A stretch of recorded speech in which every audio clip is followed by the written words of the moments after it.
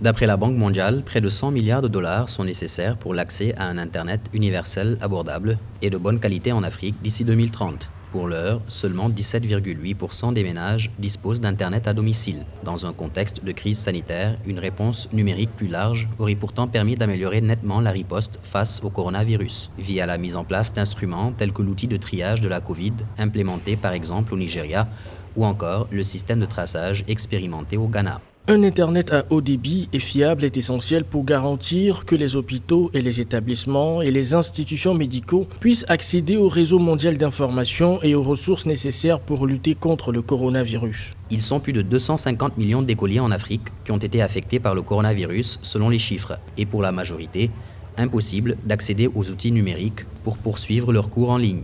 Selon les experts de la Commission économique pour l'Afrique, la pauvreté est l'un des plus grands obstacles. Le coût moyen de 1 gigaoctet de données représente 7,12% du revenu moyen. Certains pays ont même des taux atteignant les 20%. Les problèmes demeurent parce que c'est vrai, au-delà de l'accès, il y a la question de la culture du digital ou bien du numérique. Il faut le contenu, il faut que les gens soient formés pour pouvoir utiliser ces outils. Il faut doter les populations ou bien ces élèves des outils numériques et les apprendre à l'utiliser. Il est important quand même pour nos États de pouvoir entrer dans l'anticipation en prévoyant des plans B, des plans de continuité et d'activité ou bien des plans de continuité opérationnelle de l'école. Il y a aussi la question de la bande passante à résoudre. Plusieurs pays africains ont une bande ne dépassant pas les 64 kilooctets.